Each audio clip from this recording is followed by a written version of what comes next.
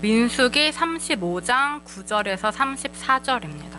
말씀이 오늘 본문이 좀 많이 긴데 그래도 한번 같이 읽는 게 좋을 것 같아서 함께 봉독하시겠습니다.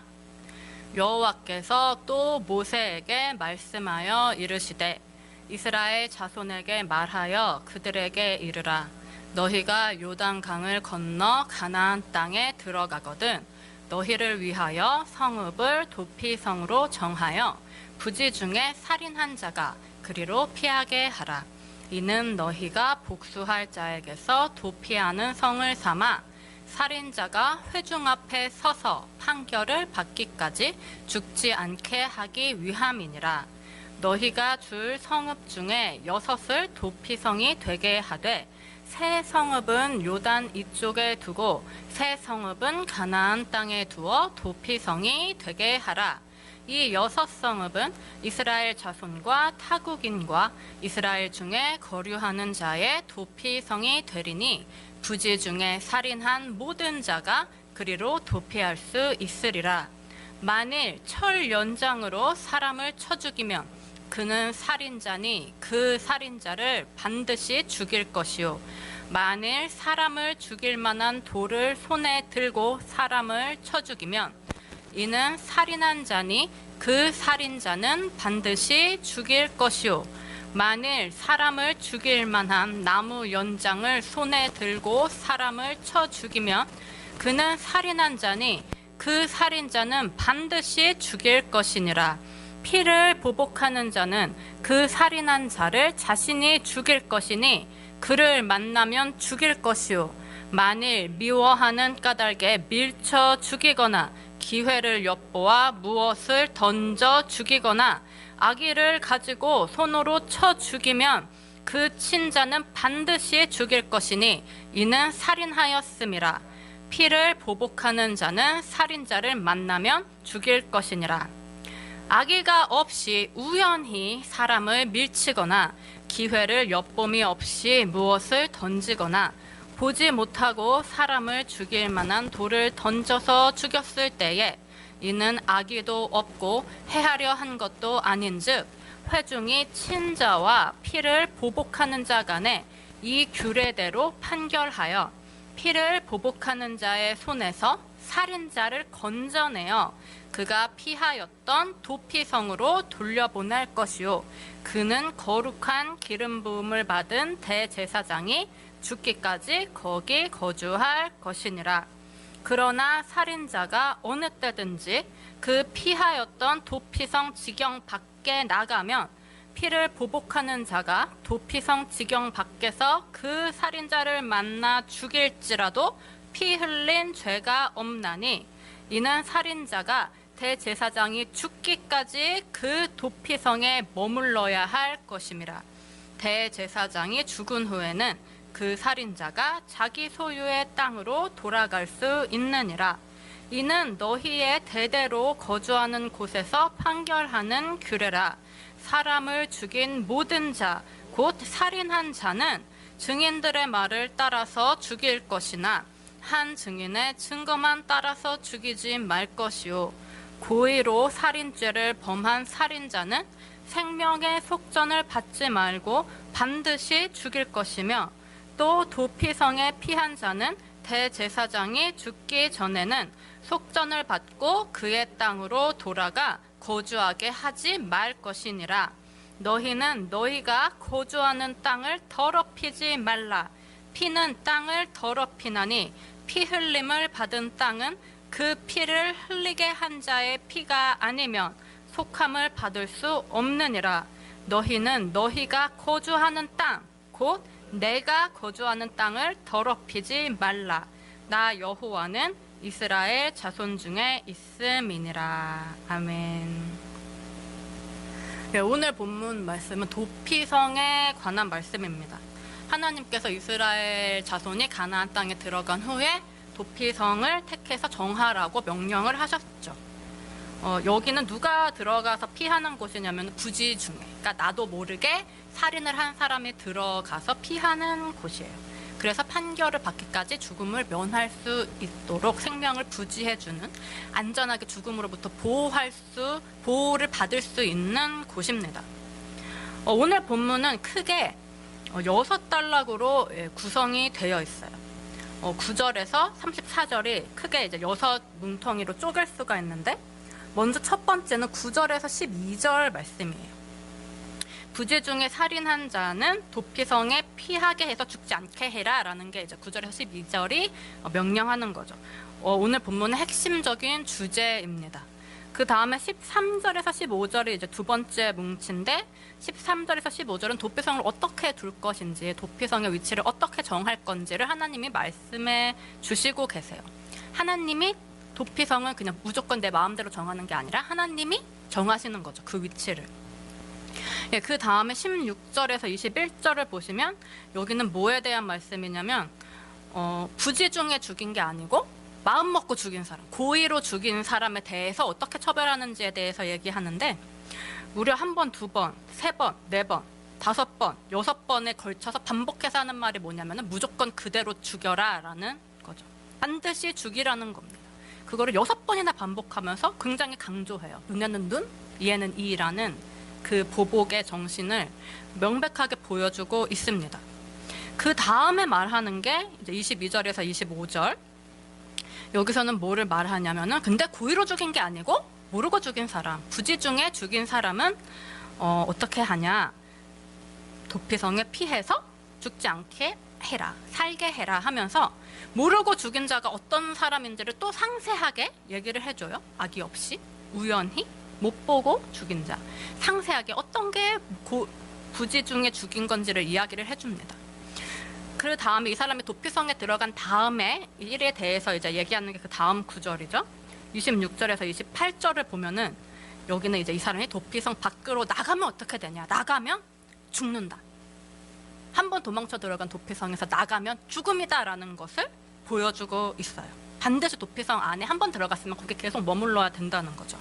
그 다음에 마지막으로 29절에서 34절은 이 모든 도피성의 원칙을 정리를 하면서 왜 이것이 이루어져야 되냐, 결론적으로 피 흘림은 피 흘림으로만 속해지는 원리 때문이다 라고, 이렇게 우리가 해야만 하는 그 원리를 제시를 하고 있습니다. 그래서 우리가 아주 긴 본문을 읽었는데, 줄일까도 했다가 이제 왜 쭉 다 읽었냐면, 여기서 반복해서 말하는 것들이 분명히 성경이 우리한테 강조하고 싶은 내용이기 때문에 우리가 그걸 읽으면서 느껴보려고 함께 읽어보게 됐습니다. 이 말씀을 핵심만 정리하면은 이렇게 정리할 수가 있어요. 첫째, 부지 중에 살인한 자는. 둘째, 도피성에 피하면 산다. 셋째, 그런데 도피성을 나가면 죽는다. 넷째, 그러니까 꼭 도피성 안에 머물러야 한다. 다섯째, 왜냐? 피 흘림은 피 흘림으로만 속함 받기 때문이다. 이렇게 총 5개의 핵심을 우리가 알아볼 수가 있습니다. 그래서 오늘은 이 5개 중에서 1번, 2번을 보려고 하고, 다음 주에는 3번부터 5번까지를 보려고 해요. 그래서 오늘 보려고 하는 거는 첫째, 부지 중에 살인한 자는. 둘째, 도피성에 피하면 산다라는 이 명제를 보려고 합니다. 자, 그러면 이 도피성, 부지 중에 살인한 자는 우리한테 무엇을 말하려고 하는 걸까요? 물론 당시에는 이 율법을 통해서 이스라엘 백성들의 어떤 삶과 그런 형의 집행에 대해서 명령을 했지만, 또 이 성경은 그것 외에도 오늘날 우리에게 적용을 하면서 말을 해주려는 내용이 있지요. 그럼 오늘날 우리는 이 도피성의 율법을 통해서 뭘 깨닫고 또 어떻게 우리 자신에게 적용을 할 수가 있을까요? 그래서 먼저 살펴보고 싶은 건 뭐냐면, 도피성에 들어가는 살인자의 기준이에요. 도피성에 들어가는 살인자의 기준이 뭐지요? 본문을 보니까 부지 중에 살인한 자라고 이야기를 합니다. 그럼 부지 중에 살인한 자라는 것은 도대체 뭘까요?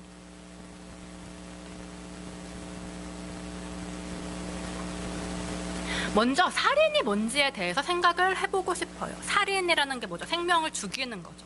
하나님께서 주신 생명을 죽이는 것을 우리가 살인이라고 합니다. 그렇다면 오늘날 이 말씀을 우리에게 적용을 했을 때 영적으로 살인이라는 것은 무엇을 뜻할까요? 영적인 살인자는 누굴까요? 영적인 살인자는 사실 우리 모두가 다 살인자입니다. 왜요? 죄로 말미암아서 주님과 단절돼서 주님께서 만드신 그 하나님의 형상, 그 새 사람이 죽어버렸죠. 이게 죽고 옛사람으로 살아가요. 매일매일 옛사람이 살아난다는 것은 뭐냐면 매일매일 사실은 새 사람을 죽이고 있다는 거죠. 그래서 이게 바로 사실은 영적인 살인자예요. 자, 내 안에 새 사람은 무엇입니까? 내 안에 새 사람은 하나님의 형상으로 지어진 원초적으로 지어진 그 존재죠. 하나님의 형상. 바울의 말에 따르면 그리스도의 형상으로 지어진 내 안에 있는 그리스도가 내 안에 새 사람, 내 안에 생명인데, 그래서 갈라디아서 2장의 말씀처럼 내가 죽고 그리스도께서 사셔야 되는데 사람이 이렇게 살지 못하고 창세기 1장, 2장, 3장 앞부분을 보면 하나님께 반역을 해서 선악과를 따먹음으로 말미암아서 내 안에 그리스도는 죽고 죄가 살아나서 옛사람으로 살게 됐어요.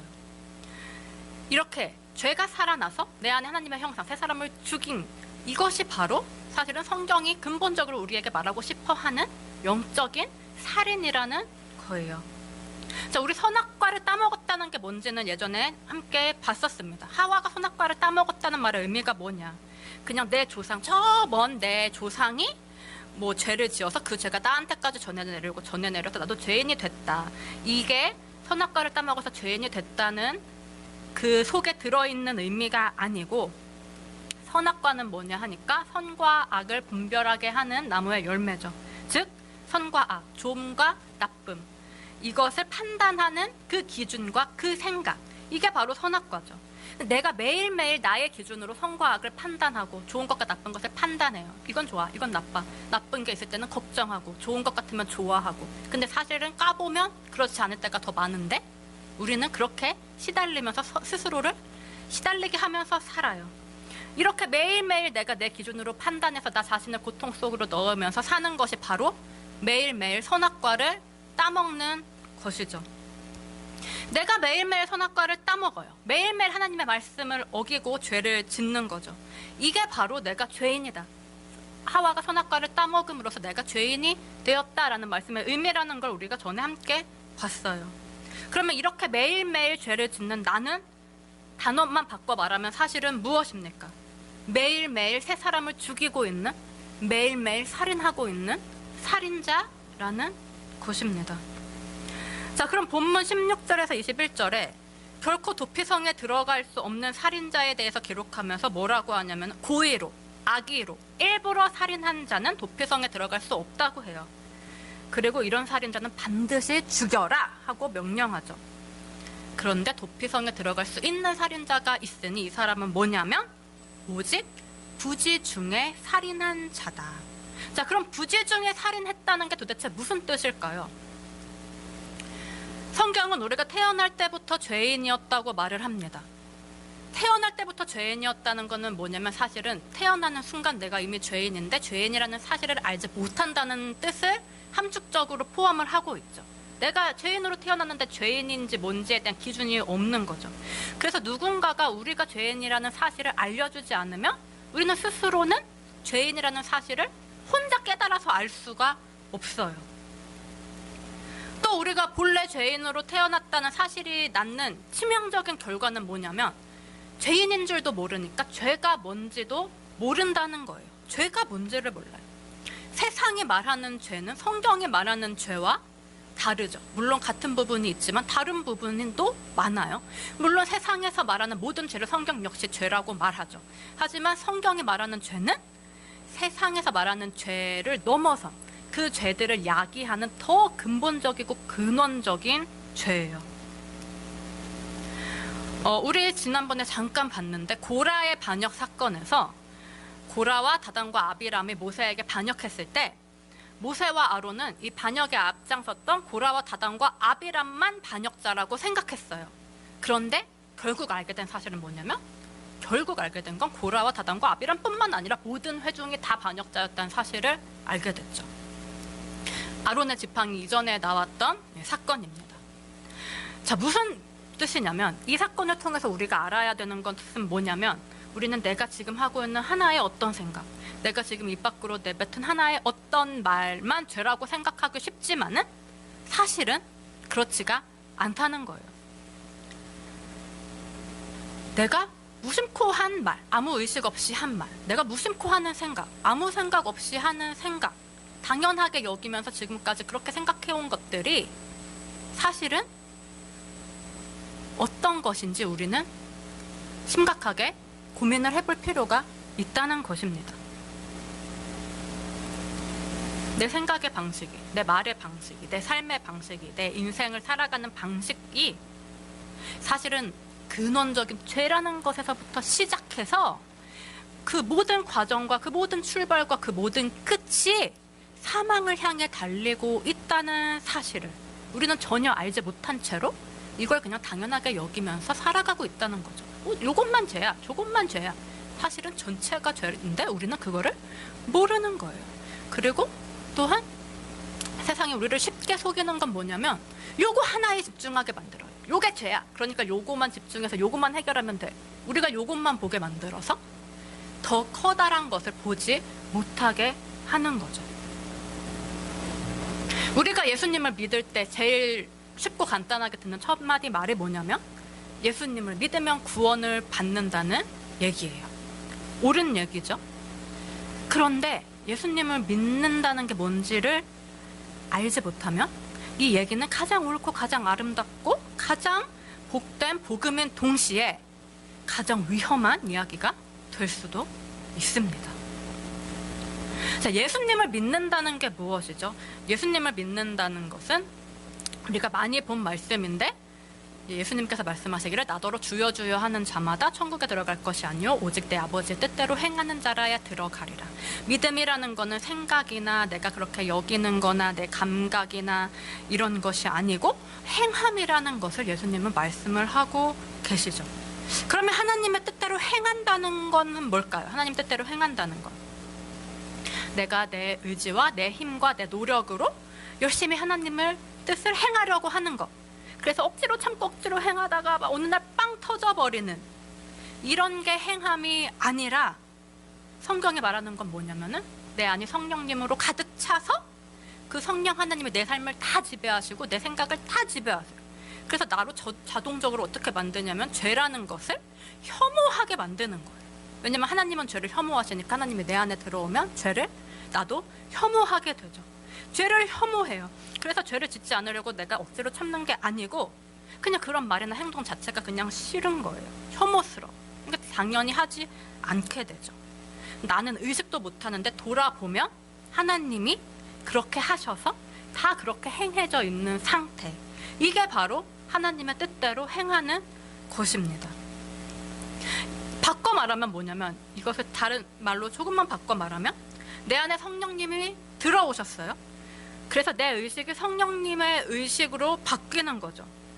자, 하나님의 내 안에 들어오시면 성령님의 의식이 내 의식 속에 들어오면 일어나는 현상이 뭐냐면 이 의식이 점점 내 안에 있는 다른 의식들을 쫓아내는 거죠. 내 머리 밖으로 밀어내는 거예요. 당연히 내 머릿속에 착 달라붙어 있었던 내 모든 사고방식들을 점점 밀어내요. 그래서 내 의식이나 내 사고가 점점 내 머릿속에 들어있을 수가 없어요. 다 밀려 쫓겨나 버리고 오직 성령님으로만 가득한 상태. 그것을 우리는 성령 충만이라고 말하고 또 이렇게 성령님이 내 안에 들어와 계셔서 가득 차 있는 상태를 또 뭐라고 말하냐면 요한은 영접이라는 단어로 말을 합니다. 영접.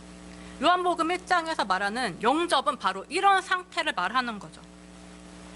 우리가 잠깐 함께 봤으면 좋겠어요. 요한복음 1장 10절에서 12절 말씀을 함께 봤으면 좋겠습니다.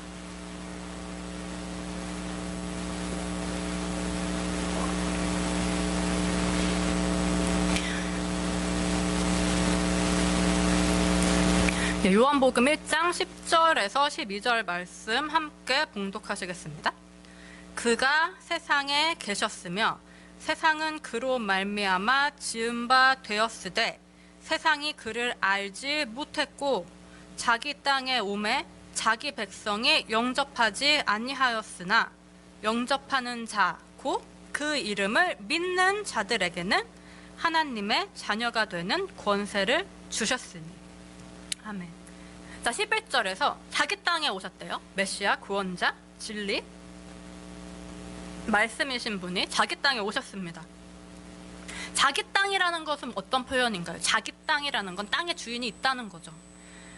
땅의 주인은 뭐죠? 땅의 주인은 왕이죠.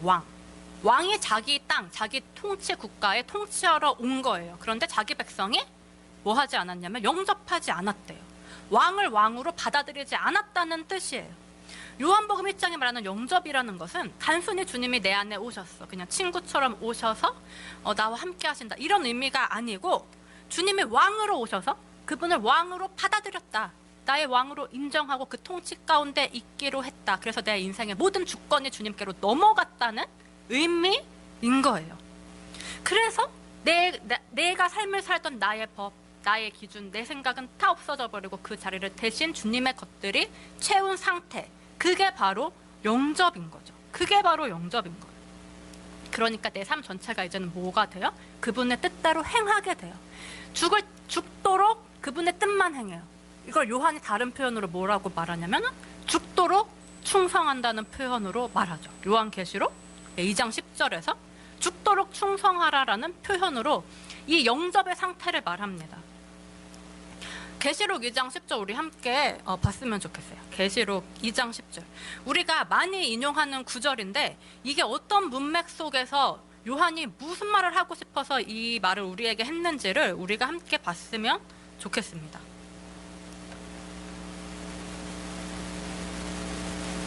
계시록 2장 10절 함께 읽으시겠습니다.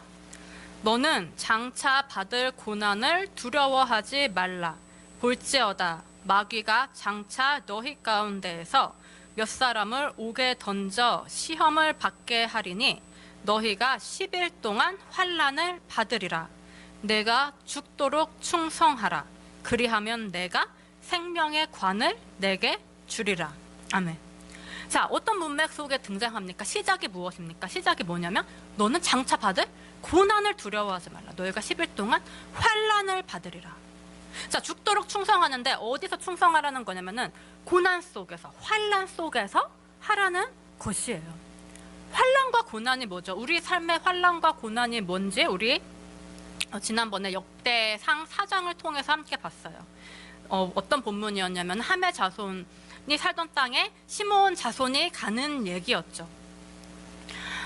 함의 자손들이 사는 땅은 풍요롭고 평안했어요. 그런데 셈의 자손, 선택받은 백성인 시므온 자손들의 땅은 양 먹을 풀조차도 없었다. 그래서 고생하면서 풀 찾아서, 목초지를 찾아서 돌아다니다가 드디어 그 땅에 도달한 시므온 자손들의 이야기, 이걸 통해서 우리가 뭘 그때 봤었냐면 뭐가 환난이냐, 뭐가 고난이냐, 그리스도인한테는 인생 자체가 고난이다라는 내용을 봤습니다. 인생 자체가 고난, 너무 고난이 당연해. 왜요? 고난이 있어야지 그 고통을 통해서 내 안에 어떤 옛사람이 있어서 나를 고통스럽게 하는지, 이 고통을 야기해내는지, 도대체 어떤 옛사람이 아직도 내 안에 살아있어서 나한테 고통을 느끼게 하는지를 알 수 있기 때문이라고 했어요. 자, 그래서 고통이 있어야지만 내 속에서 내가 발견하지 못했던 내 옛사람을 찾아내요. 그래서 적을 알고 나를 알면 백정백승이다. 적을 알면 이길 수 있다. 그래서 그 적을 아는 것, 옛사람의 정체를 아는 게 중요하다. 정체를 낱낱이 알아서 낱낱이 쳐부숴야 예수 그리스도의 승리를 얻고 천국을 얻는다라는 말씀을 그때 봤습니다. 그래서 지금 계시록 2장 10절도 마지막에 뭐로 끝나냐면은 그리하면 너희가 고난, 환난 속에 죽도록 충성해라. 그리하면 내가 생명의 관을 내게 주리라 라는 말씀으로 끝이 나요. 같은 내용인 거죠. 자, 그럼 연결해서 보면 어떤 말씀일까요? 연결해서 보면 계시록 2장 10절에서 너희가 10일 동안 환난을 받으리라, 이거는 이제 무슨 뜻이냐면 10일은 히브리에서 완전수죠. 만수를 상징해요. 즉 고난과 고통과 환난의 기간이 완전히 차야 된다는 거예요. 우리 인생 속에서 이게 완전히 차야 된다. 그런데 그 완전한 고통 속에서 뭘 하느냐, 그 고통 속에서 괴로워하고 낙심하고 넘어져 있는 게 아니라 그 고통 속에서 해야 되는 게 뭐냐면 죽도록 충성하는 거예요. 그럼 죽도록 충성하는 것은 뭐예요? 죽도록 충성하는 건 내 안에 있는 옛사람이 다 죽도록 낱낱이 찾아내서 주님께 고하고 주님께서 싸우셔서 다 멸해서 없애버리시도록 나를 내어드리는 것. 그래서 내 삶 자체가 주님께서 들어오셔서 그 영접한 상태로 주님께서 사시는 삶을 사는 것. 이게 바로 죽도록 충성하라는 말씀인 거죠. 교회 봉사도 중요합니다. 교회를 열심히 하는 것도 중요하고 교회 행사도 준비하는 것도 이제 다 중요한 일인데, 이걸 넘어서서 요한이 말하고 싶은 건 뭐냐면은 그런 차원이 아닌, 그거를 뛰어넘은 우리의 삶의 얘기를 요한은 하고 있는 거예요. 교회에서 일어나는 일들은 우리가 이 공동체의 구성원들이니까 당연히 열심히 참가해야 되는 거고, 우리가 사회에서 그렇게 하는 것처럼 해야 되는 거고, 성경이 말하는 죽도록 충성하라는 거는 그거랑은 다른 차원, 다른 세계의 이야기인 거죠. 요한은 우리에게 이렇게 죽도록 충성하는 삶, 영접이 이루어진 삶을 이야기를 하고 있어요. 그래서 이 삶이 이루어지면 의인이고, 반대로 이게 안 되면 영접도 안 돼, 충성도 안 이루어져. 그러면 죄인이라는 거죠. 자, 그럼 가장 심각한 문제는 뭐냐면, 가장 심각한 문제는 예수님이 내 안에 들어오셔서 왕으로서의 영접이 이루어지고 죽도록 충성하는 그 충성의 상태가 이루어지면 밖으로 보이는 삶의 모습이 뭐냐면, 내가 성경을 보든지 예배를 드리든지 아니면 내가 밥을 먹든지 일을 하든지 인간관계를 맺든지 그 모든 게 다 내가 아니라 그리스도께서 하시는 삶이 된다는 거예요. 이게 영접이고 이게 충성인 거죠. 이게 의로운 삶인 거고 이게 구원인 거고 이게 하나님의 아들인 거예요. 그럼 반대로 내가 성경 보고 예배도 드리는데 예수님이 하시는 게 아니라 내 안에서 내가 이걸 하고 내 기준대로 밥 먹고 내 생각대로 일하고 내 사고방식대로 인간관계를 맺고 이렇게 모든 게 다 나에 맞춰져 있으면 이것은 죄이고 구원받지 못한 것이고 이것은 지옥이라는 거예요. 그래서 우리가 생각해보고 싶은 게 뭐냐면, 우리가 언제나 하나님 뜻대로 사는 것도 아니고 또 언제나 나만 살아서 내 뜻대로 사는 것도 아니잖아요.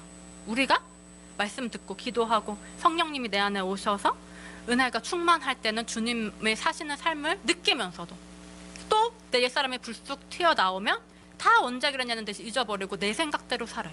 번갈아 가면서 나타나요. 그러니까 이 믿음이라는 것이, 영접이라는 것이, 충성이라는 것이 어느 한 그 구간을 향해서 쭉 달려가다가 거기에 딱 도착하면 그 다음부터는 쭉 뚫려서 저절로 되는, 그 다음부터는 그냥 무조건 되는 이런 게 아니라 내 삶 속에서 계속 반복해서 번갈아 가면서 나타난다는 거예요. 영접을 했던 그 삶이 있는데 다시 죄로 돌아간 삶이 있고, 그러니까 중요한 건 뭐냐면은 우리가 이것을 어떻게 지켜나가느냐는 거죠. 영접의 상태를, 충성의 상태를 이걸 어떻게 지켜나가느냐, 그게 바로 우리의 화두인 거예요. 이게 바로 아까 얘기했던 가장 심각한 문제와 연결이 됩니다. 아까 말씀을 드렸어요. 인간이 죄인으로 태어났다. 날 때부터 죄인이었다는 사실이 초래하는 가장 위험한 결과는 뭐냐 하니까 죄가 죄인 줄을 모르는 거예요. 그래서 이게 어떻게 되냐면은 죄가 있고 나가 있고 내가 있고 분명히 있는데, 죄도 있고 나도 있는데 죄가 나인 줄 알아요. 죄가 나인 줄 알아요.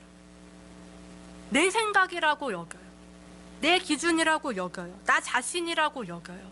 근데 내가 나라고 여기는 그 많은 것들이 사실은 내가 아닌 거예요. 내가 아니고 죄인 거죠. 죄. 그냥 죄일 뿐이에요. 근데 죄랑 같이 태어나서 완전히 동일화돼 버렸어요. 내가 죄에 물들어서 죄 자체가 돼버려서 죄가 죄인 줄을 모르게 되는 거죠. 그러니까 이 죄와 나를 분리하는 과정이 필요해요.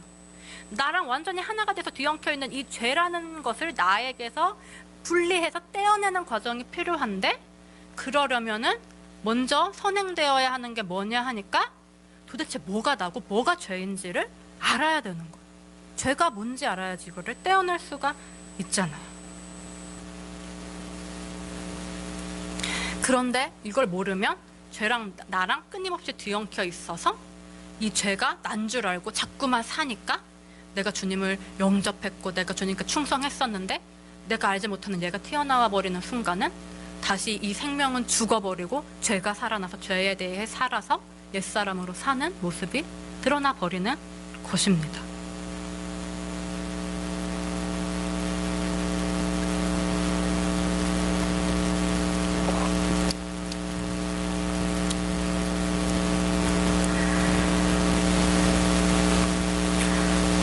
자, 시편 51편 5절에서 다윗은 이렇게 고백을 하죠. 내가 죄악 중에서 출생하였으며 어머니가 죄 중에서 나를 잉태하였나이다. 우리가 본래 이 세상에 태어나기 전에, 창세 전에 그리스도 안에 있었어요. 에베소서 1장 4절 말씀이죠. 잘 아시는. 그리스도 안에 있었는데 죄악 중에 잉태돼서 출생을 하게 됐다. 이건 무슨 뜻이냐? 나는 본래 그리스도 안에 있었다. 그리스도 안에 있었다는 거는 무슨 뜻과 같냐면은 내가 그리스도 안에 있었으면 그리스도도 내 안에 계셨다는 거죠. 너희가 내 안에, 내가 너희 안에의 상태이기 때문에 내 안에 그리스도가 계셨다는 거예요. 자, 그런데 내가 창세전에 그리스도가 내 안에 계셨다. 즉 그리스도의 새 생명이 내 안에 있었다는 건데 죄악 중에 이 세상에 출생했어요. 그래서 죄가 들어온 순간 그래서 내 안에서 죽은 게 있어요. 이게 뭐냐면 그리스도의 새 생명이죠. 그리스도의 새 생명. 이게 바로 내가 창세전에 그리스도 안에 있었는데 태어날 때는 죄악 중에서 출생했다는 말씀의 의미예요. 내가 내 안에 있었던 그리스도의 새 생명을 죽이고 태어났다는 거예요. 자, 그래서 우리가 날 때부터 살인자로 태어났어요. 날 때부터 새 생명을 죽이고 태어났어요. 그런데 이 날 때부터 살인자가 복음을 듣게 됐어요. 예수님이 나를 위해 죽으셨고 다시 살아나셨어. 그분을 믿으면 내가 죄사함을 받고 성령님을 받는다. 죄를 깨닫고 그 죄를 회개하면 세례를 받고 죄사함을 받고 성령님을 받는다. 그래서 성령님을 받았다는 건 이건 무슨 뜻이에요? 성령님은 그리스도의 영이니까 내가 태어날 때 죽었던 그 그리스도의 새 생명이 다시 내 안에 들어왔다는 거죠. 다시 내 안에서 태어났다는 뜻이에요. 그래서 우리가 이걸 거듭났다 이렇게 표현을 하죠. 뭐가? 내 안에 죽었던 그리스도의 새 생명이. 자, 그래서 그리스도의 생명이 다시 살아나서 내가 거듭났는데 내가 여전히 오늘도 뭘 하고 있냐면 이거를 계속 죽이고 있는 거예요. 어제도 죽이고 오늘도 죽이고 매일매일 죽여요. 왜 죽여요? 왜? 뭐가 죄고 뭐가 난지를 몰라서. 내 안에 나와 엉켜있는 죄가 뭔지를 구체적으로 모르기 때문에 이걸 따라가면 금방 범죄하게 되고 금방 주님 밖으로 튀어나가게 돼요. 그래서 금방 이 새 생명을 죽이는 거죠. 계속 이 새 사람이, 계속 이 새 생명이 다시 죽어요. 그러면 이거 오늘 본문 말씀의 그 표현으로 바꿔서 말하면 뭐예요? 내가 매일매일 뭘 하고 있냐면 매일매일 부지 중에 살인을 하고 있는 겁니다. 지금도 계속 주님께서 주신 그 귀한 새 생명을, 주님의 목숨과 바꾼 그 생명을 나는 지금도 계속해서 내가 알지 못하는 중에 죽이고 있어요. 이게 바로 오늘 본문이 말씀하는 부지 중에 살인한 자입니다. 우리는 오늘 하루를 생각해 보기를 원합니다. 오늘도 내가 얼마나 많은 그리스도의 새 생명을 죽이면서 살았는가? 내가 알지 못하는 사이에 얼마나 많이 죄를 나 자신으로 착각함으로써 죄를 살리고 의인은 죽이는 자가 되었는지 우리의 하루를 돌이켜보고 주님 안에서 점검을 해볼 수 있기를 바라요. 우리는 오늘도 너무나도 무수한 내 안에 새 생명을 죽였어요. 그럼 살인한 자는 원래는 어떻게 되어야 합니까? 원래는 오늘 본문 6번에 반복해서 말씀한 것처럼 죽어야 합니다. 똑같이 죽임을 당해야 돼요. 하지만 단 한 가지 조건 때문에 하나님은 우리에게 죽임당함을 허락하지 않으셨습니다. 그게 무엇이죠? 내가 몰랐다는 거, 부지중에 했다는 거, 뭐가 죄인지를 알지 모르는 무지하고 어리석은 자라는 그 나의 연약함 하나 때문에 주님께서 나의 피를 피로 보복하지 않으시고 도피성을 준비해 주셨어요. 이곳으로 도망쳐 들어와, 이 안에 들어와. 그래서 여기에 살면 구원을 얻는다. 도피성. 시편 18편 2절에서 다윗은 이렇게 고백하지요. 여호와는 내가 그 안에 피할 바위이시오, 나의 방패이시오, 구원의 뿌리시오, 나의 산성이시로다. 나의 피할 산성, 그분이 바로 여호와다. 우리의 도피성이 누구라는 말입니까? 우리의 도피성이 우리 주님 예수 그리스도라는 말씀입니다. 살인자가 거하면 죽음으로부터 보호받을 수 있는 그 도피성, 내 안에 거하라, 나도 너희 안에 거하리라. 영접하는 자가 거하는 곳, 영접하는 자의 거처, 예수 그리스도.